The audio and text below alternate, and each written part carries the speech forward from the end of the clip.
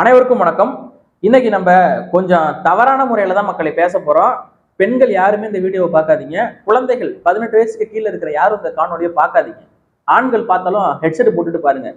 ஒரு 2 திராவிடியா பசங்க இருக்கானுங்க இந்த நாட்டுல, இன்னும் இருக்கானுங்க. அதாவது தன்னை ஒரு திமுக காரன் என்று அறிமுகப்படுத்தி கொள்ளவே மாட்டான்.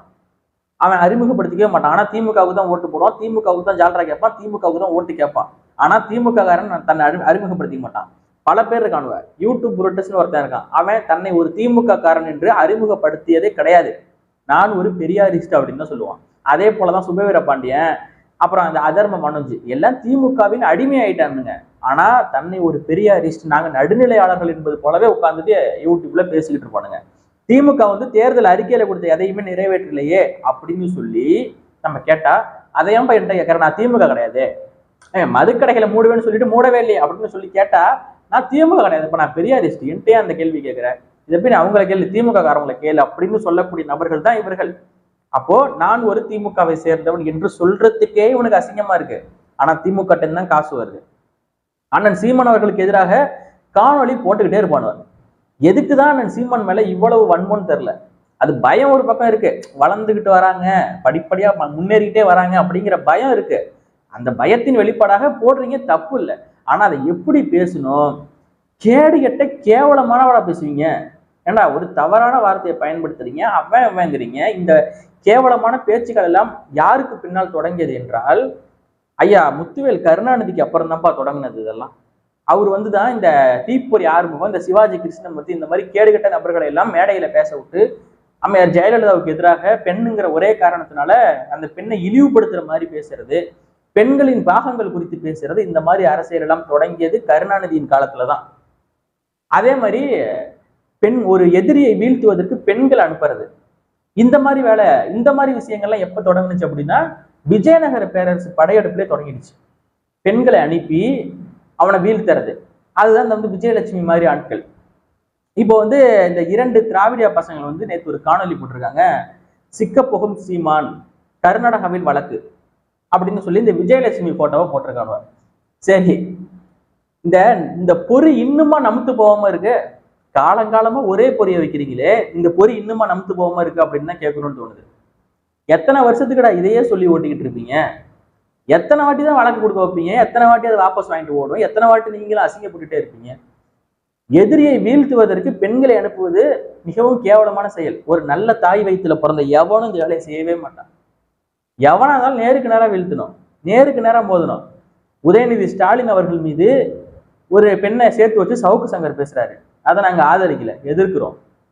ஐயா ஸ்டாலின் அவர்கள் மிசா வழக்கையே பார்த்த என்ன உங்களால் மிரட்ட முடியுமா, உங்களால தொட முடியுமா அப்படின்னு சொல்லி காணொலி போடுறாரு. அதுக்கு எதிர் தரப்புல இருக்கக்கூடிய பிஜேபி காரவங்க, அண்ணாமலை அவர்கள் சொல்றாரு, நீங்க மிசா வழக்குல உள்ள போக கிடையாது, நீங்க எந்த வழக்குல உள்ள போனீங்கன்னு எனக்கு நல்லா தெரியும், அதெல்லாம் சொல்லக்கூடாதுன்னு சொல்றாரு. இன்னொருத்தர் அதே மேடையில பேசுறாரு, ஒரு பெண்ணை பாலியல் ரீதியாக தொந்தரவு செய்ததுனாலதான் இவர் வழக்காகி ஜெயிலுக்கு போயிருக்காரு, கேட்டா வெளில மிசா வழக்குல உள்ள போயிட்டேன்னு சொல்றாரு பாஜகவை சேர்ந்த ஒரு நபர். அப்படி இருக்கக்கூடிய பட்சத்துல அவங்கள கைது பண்ணல. RSS குருமூர்த்தி சொல்றாரு, திமுக காரையெல்லாம் பொண்டாட்டியை வச்சு பிழைப்பு நடத்துறவன் அப்படின்னு சொல்றாரு, அவங்கள எல்லாம் கைது பண்ணல. இப்ப விஜயலட்சுமிக்கு ஒரு பிரச்சனைனா தான் இவங்களுக்கு கொதிக்குது. இதுக்கு பேர் என்ன தெரியுமா? ப்ராஸ்டிடியூட் பாலிடிக்ஸ், விபச்சார அரசியல். ஏண்டா அண்ணன் சீமான் அவர்கள் 1000 கருத்துக்களை பேசுறாரு, சமூக வலைதளங்கள்ல எதிர்க்க முடியாம தோத்து போறீங்க. அரசியல் களத்திலேயே அண்ணன் சீமான் அவர்கள் காசு கொடுக்காம ஆயிரக்கணக்கான இளைஞர்களை கூட்டுறாரு, வாட்ஸ்அப்ல வெறும் செய்தியை போட்டு. உங்களால அதை பண்ண முடியல, அண்ணன் சீமான் அவர்களை நேருக்கு நேரம் எதிர்க்க முடியலங்கிற ஒரு காரணத்துக்காக கேடுகட்ட கேவலமான வேலையை செஞ்சுக்கிட்டு இருக்கீங்களே. உண்மையாவே உங்க நல்ல குடும்பத்துல பிறந்த எவனும் இந்த மாதிரி செய்ய மாட்டான். இதுக்கு மேல நான் வெளிப்படையா சொல்ல விரும்பல. இந்த மாதிரி வேலையை செய்யறவங்க எல்லாம் கேடுகட்டவனா தான் இருப்பான். இந்த மாதிரி பேசுறவனெல்லாம் நாங்க ஒரு காலத்துல என்னன்னா, இந்த 2018-19 நான் பாமகவுல இருந்தேன். அப்போ இந்த மாதிரி பேசுறவனெல்லாம், ஐயாவுக்கு எதிராக வேணாலும் பேசிட்டான்னு வச்சுக்கோங்களேன், ஐயா ராமதாஸ் அவர்களுக்கு எதிராக வீட்டுக்கே போவோம். அதே மாதிரிதான் உங்களுக்கு ஒரு நாள் பச்சைமட்ட உறுதி, எங்க அண்ணன் சீமான் அவர்களை குறித்து இந்த மாதிரி கேவலமான முறையில பதிவு போடுறது, அவனை இவனைங்கிறது, இதுக்கெல்லாம் ஒரு நாள் பச்சைமட்ட உறுதி உங்களுக்கு. தமிழக வெற்றி கழகம் விஜய் அவர்கள் கட்சி ஆரம்பிச்சாரு, 2026 வர போறாரு, நாங்க ஒண்ணு சேர போறோம் அப்படின்னு சொல்லி அண்ணன் சீமான் அவர்கள் மறைமுகமா சொல்றாரு. அது இவங்களுக்கு பொறுக்கல. எப்படியும் ஒண்ணு சேர விடக்கூடாது, எப்படியாவது பிரிக்கணுங்கிறதுல இவனுங்களும் புரியா இருக்கானுவ. பயம் ஏன்டா அவ்வளவு பயம்? 50-60 வருஷம் திமுக நாட்டை ஆண்டுட்டீங்க, ஏன் பயப்படுறீங்க? அந்த பயம்தான் உங்களை இந்த அளவுக்கு கதற விடுறது. வேற என்னத்துக்கு பேசுறீங்க அண்ணன் சீமான் அவர்களை? எதுக்குடா பேசுறீங்க? மக்கள் சொத்தை கொள்ளையடிச்சாரா? உங்களுக்கு தேர்தல் அறிக்கையில பொய்யான வாக்குறுதிகளை கொடுத்துட்டு ஜெயிச்சு செய்யாம இருந்துட்டாரா? எதுக்காக அண்ணன் சீமான் பேசுறீங்க? நீ சாப்பிடுற சோத்துல மண்ணள்ளி போட்டாரா? எதுக்குடா பேசுறீங்க? ஒரு ஈழத்தமிழர்கள் இருந்து காசு வாங்க இதை சொல்றானு எதுக்கு எடுத்தாலும். டேய், காசுதான் முக்கியம்னு நினைச்சிருந்தா 1000 கோடியை வாங்கிட்டு அதிமுக போயிருக்க முடியுமே. ஏன் போல? ஏன்டா போல? பிச்சைக்கார அயோக்கிய பயல்களா, உங்களாட்டம் பிழைப்பு நடத்துறதுக்கு நாங்க ஆள் கிடையாது. நீங்க தான் உண்மையே பிழைப்புவாதி. இவங்க சொல்றானுங்க, நாங்க கலைஞர் டிவி கூப்பிட்டாலும் போவோம், ஜெயா டிவி கூப்பிட்டாலும் போவோம், யாரு கூப்பிட்டாலும் போவோங்கிறானுவ. இதுக்கு பேர் என்ன தெரியுமா? கலைஞர் டிவி கூப்பிட்டாலும் போவோம், ஜெயா டிவி கூப்பிட்டாலும் போவோம், விஜய் டிவி கூப்பிட்டாலும் போவோம், யார் கூப்பிட்டாலும் நாங்க போவோம். தேவடியா புள்ளேன்னு அர்த்தம். இதுதான் இதுக்கு பேரு. நீங்க அப்படிதான் போல. அதுதான் இந்த விஜயலட்சுமி மாதிரியான அந்த கண்டவளெல்லாம் கூப்பிட்டு உட்கார வச்சுக்கிட்டு அது ஒரு வீடியோ எடுத்துக்கிட்டு அதை போட்டுக்கிட்டு பொழுதுன்னு எத்தனை நாள் இதே வச்சு ஓட்டிக்கிட்டு இருப்பீங்க? நீங்க ஏன் கைது பண்ண முடியல உங்களால? உங்க ஆட்சி நடக்குது, 3 வருஷம் முடிஞ்சு போய் 4ஆவது ஆண்டுல நாங்க கால் எடுத்து வைக்கிறோங்கிறீங்க. 3 வருஷத்துல கைது பண்ணாம என்னடா புடுங்கிட்டு இருந்தீங்க? விஜயலட்சுமி வழக்குல 7 முறை கருக்கலைப்பு பண்ணிருப்பாருன்னு சொல்லி மருத்துவமனைக்கு பரிசோதனைக்கு போனீங்க. மருத்துவமனையோட ரிப்போர்ட் என்ன மயிரை புடுங்கிட்டு போயிடுச்சு உங்களுக்கு? ஏன் அந்த மருத்துவமனை ரிப்போர்ட்டை வச்சு கைது பண்ணல? ஒரு மயிரும் புடுங்க முடியாது உங்களால. பேச்சு வேணா பேசிக்கிட்டு இருக்கலாம். காலம் பூரா பிஜேபியோட பி டீம், அப்புறம் பாத்தீங்கன்னா கிறிஸ்தவ கைக்கூலி, அப்புறம் பாத்தீங்கன்னா சைமன், செபாஸ்டியன் சைமன், எதையாவது ஒன்று சொல்லிட்டு இருக்கணும் காலங்காலத்துக்கு.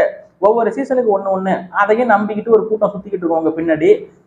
அதை பார்க்கறதுக்கு ஒரு கூட்டம் சுய இன்பம் அடைஞ்சுக்கிறது. ஏன்னா சீமான நேரத்தான் எதிர்க்க முடியல, இந்த மாதிரி பேசுறவனுங்களை கேட்டாவது நம்ம சுய இன்பம் அடைஞ்சுக்குவோம் அப்படின்னு சொல்லி சுய இன்பம் அடைஞ்சுக்கிற ஒரு கூட்டமும் இந்த நாட்டில் இருக்கதான் செய்யுது. அது கேடுகட்ட சுய இன்பம் அடையக்கூடிய கூட்டம். அவ்வளவுதான் இது. இந்த கூட்டத்தை வச்சுக்கிட்டு நீங்க பொழப்பு நடத்திக்கிட்டு இருக்கீங்க. இது ஒரு பொழப்பு. இது லூலுவை பத்தி உங்களால பேச முடியுமா? எங்க ஐயா சுபவீர பாண்டியன் தான் அதுக்கு தலைவரே. உங்களுக்கும் அவர் தான் தலைவர், அது வேற விஷயம். அவர்கிட்ட தான் உங்களுக்கு ஃபண்டு வருது, அவர் தான் இந்த மாதிரிலாம் பேச விடுறது, இந்த மாதிரி வேலைகளை எல்லாம் செய்ய வைக்கிறதே அவர் தான். விஜயலட்சுமியை இயக்கிறது, வீரலட்சுமியை இயக்கிறது, அதர்ம மனோஜ், யூடியூப் புருட்டஸ், இந்த இந்த 3 பேர்லாம் தெரியல நமக்கு, இவனுங்களை எல்லாம் இயக்கிறதே சுபவிதான். அவரு தான் லூலு. அந்த திருமணம் கடந்த உறவுன்னு சொல்லுவாங்க அதுக்கு பேர். அதாவது கள்ளக்காதல் கிடையாது அதுக்கு பேரு, திருமணம் கடந்த உறவு. திருமணம் கடந்த உறவு உங்களுக்கு நல்லா இருக்கும்பா, நமக்கு அது சுத்தப்பட்டு வராது. இது தமிழர் பண்பாட்டை சிதைக்கக்கூடிய வேலைகளை தான் இந்த இவர்கள் எல்லாம் தொடர்ச்சியாக செய்து கொண்டிருப்பார்கள். எவனாவது உங்களை மதிக்கிறானடா? காசு கொடுக்காம உங்களால ஒரு கூட்டம் போட முடியுமா? கலைஞர் 100ஆண்டு விழாவில் பல நடிகர்கள், நட்சத்திர நடிகர்கள் எல்லாம் கூட்டம் வரா ஈ ஓட்டிட்டு உட்காந்துருக்கானுங்க. அப்புறம் உதயநிதி ஸ்டாலின் ஒரு மாநாடு போறாரு, அங்க உதயநிதி ஸ்டாலின் பேசிக்கிட்டு இருக்க, இங்கெல்லாம் சீட்டு அடிக்கிட்டு இருக்கானுங்க. என்ன உங்களால என்ன பண்ண முடியும்? கடைசி நேரத்துல காசை கொடுத்து வாக்கு வாங்கி ஆட்சி அதிகாரத்துல அமர்ந்து அந்த கோட்டை காசெல்லாம் எப்படி சம்பாதிக்கிறது, டபுள் மடங்கா ட்ரிபிள் மடங்கா எப்படி சம்பாதிக்கிறதுன்னு மட்டும்தான் திமுக காரன் யோசிப்பான். அதிமுக காரன் அப்படிதான் யோசிப்பான். மாற்றாக நாங்க யோசிக்கிறோம், வந்துட்டா சீமானவர்கள் வென்றுட்டா நம்ம உங்களை எல்லாத்தையும் கொன்றுட்டாங்கிற மாதிரி நீங்க கதறிக்கிட்டு இருக்கீங்க. அவ்வளவுதான். நீங்க வேணா பாருங்க, பச்சை மட்டம் கண்டிப்பா உங்களுக்கு உறுதி. நான் சொல்றேன், எழுதி வச்சுக்கோ. ஒரு நாள் எங்க காலில் உளுந்து கதறக்கூடிய ஒரு சூழலை நாங்க உருவாக்குறோமா இல்லையான்னு பாரு. நீங்க பேசக்கூடிய ஒவ்வொரு பேச்சுகளையும் மறந்து கடந்து போற ஆட்கள் நாங்க கிடையாது. ஒரு நாள் பச்சை மட்டம் உங்களுக்கு உறுதிரா.